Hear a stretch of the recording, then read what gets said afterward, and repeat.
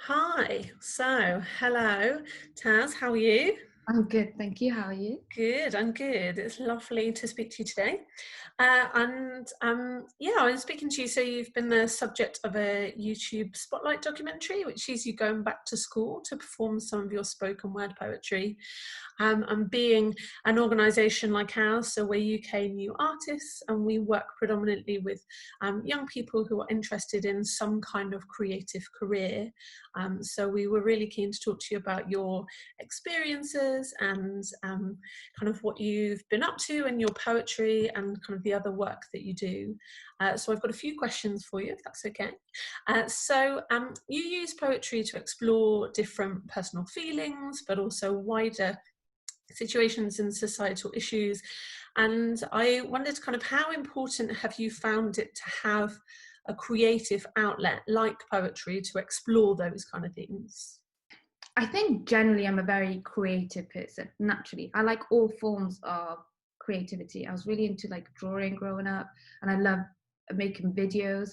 And I think poetry for me is just one aspect of that creativity, but it's the more cathartic, emotional, vulnerable aspect. So if you go on my main channel, you see these like super happy, lovely, comedic, light-hearted videos.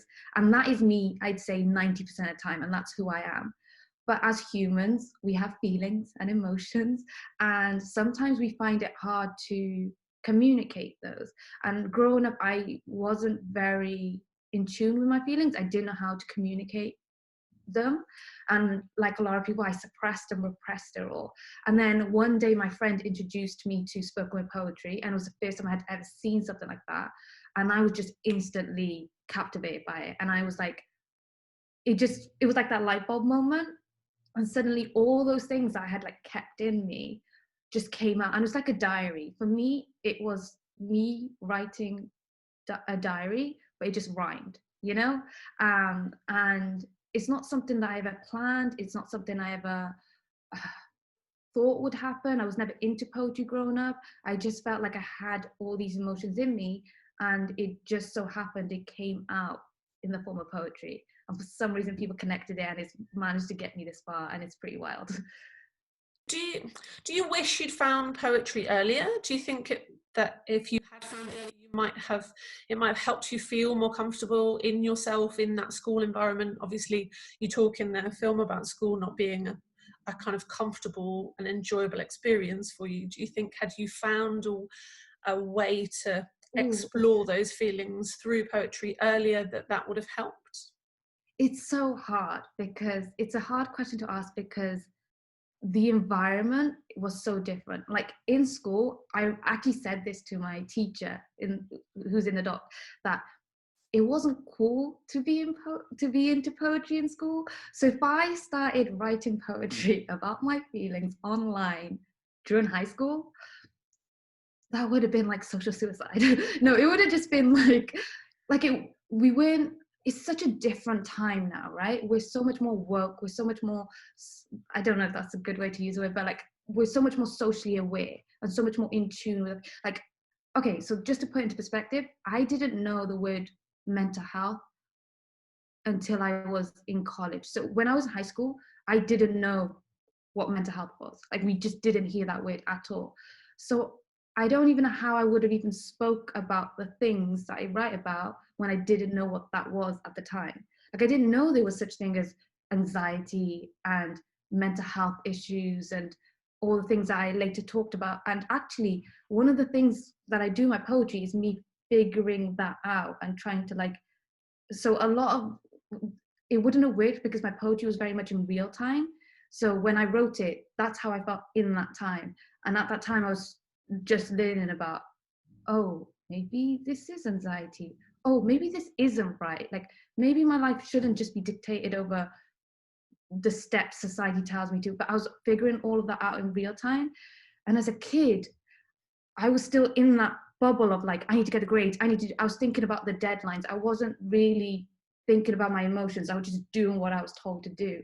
So I do believe that you should just like like life is just going to happen and you just do things naturally. I don't know if I would have done that. And I don't know if it would have helped me or whatnot. I don't know.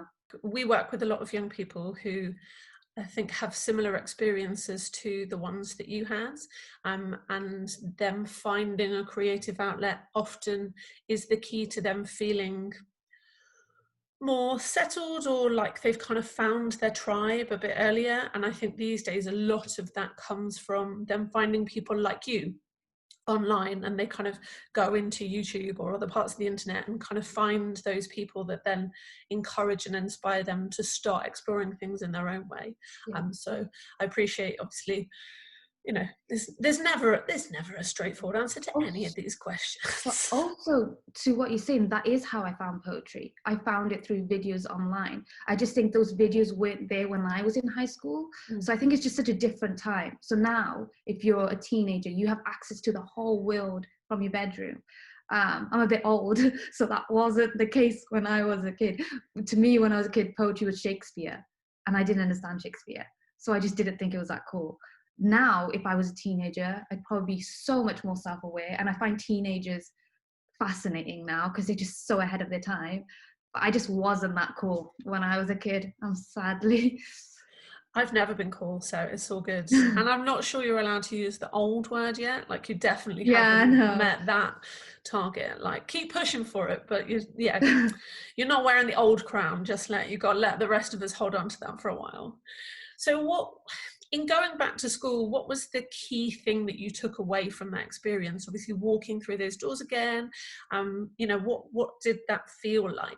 Did the experience match your expectations or your anxieties about going back to school? Kind of what was it like? You cannot, like, everything I thought it was going to be, and it ended up being so different, because I went in there thinking it's all about me, and how I would feel about going back to school.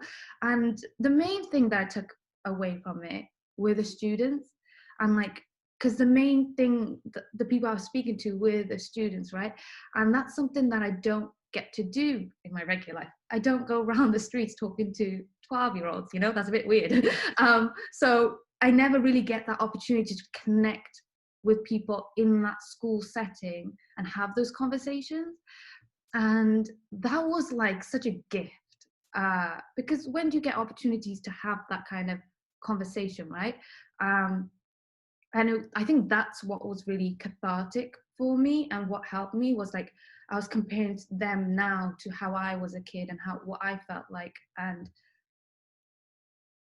I can't really tell you, describe, which is ironic because I write poetry, but I can't really describe what that felt like. But it felt almost like a full circle moment, but they're so different as well. It was like, they're so cool now. It's wild. Some of the things they'll say, I was like, I didn't start talking like this until I was an adult. They're like, yeah, I know what I want to do. They have so much more ambition.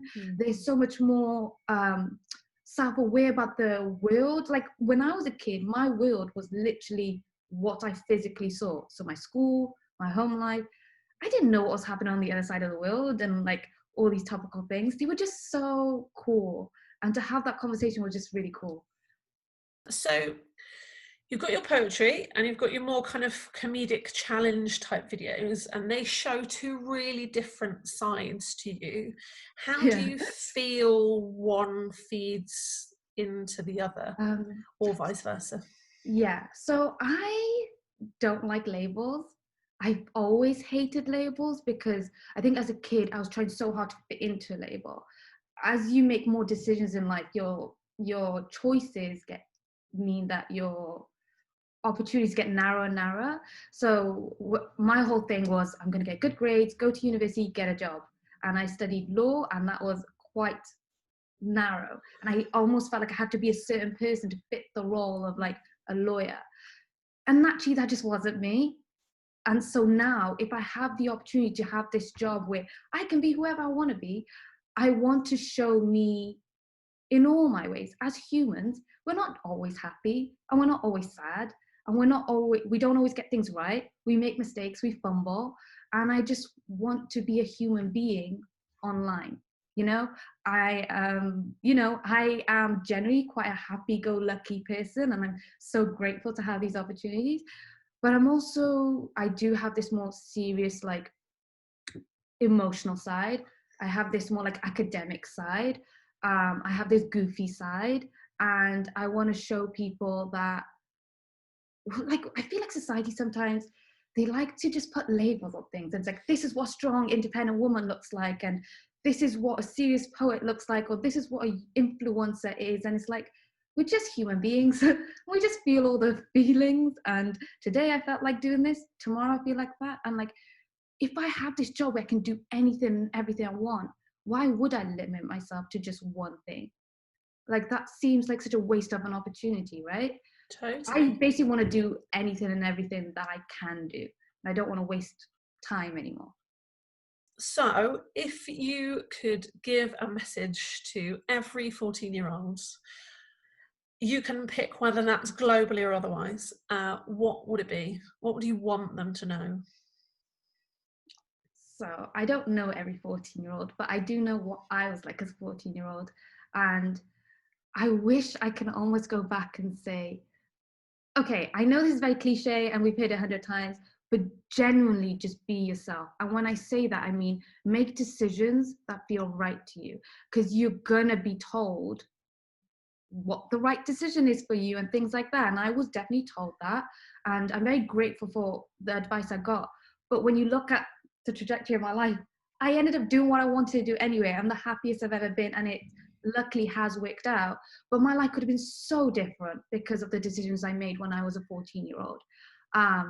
If I had just made those decisions sooner, maybe I wouldn't have gone through the poetry stage, because I probably would have been a lot happier with everything. Who knows? Everything happens for a reason, but just do what feels right to you. You know, you have a gut instinct and you have these feelings and emotions for a reason. If your brain is telling you you just like this more than that, then you're always gonna like this more than that. And no matter how much you try to change it, you're always gonna just, I genuinely believe you've always been the person you want to be. It's just in you. I never chose to be like this. It was just in me. So just be that person in you and let that person come out. And try to ignore the things on the outside telling you to be who you want to be. Because you can't help being who you are. You really can't.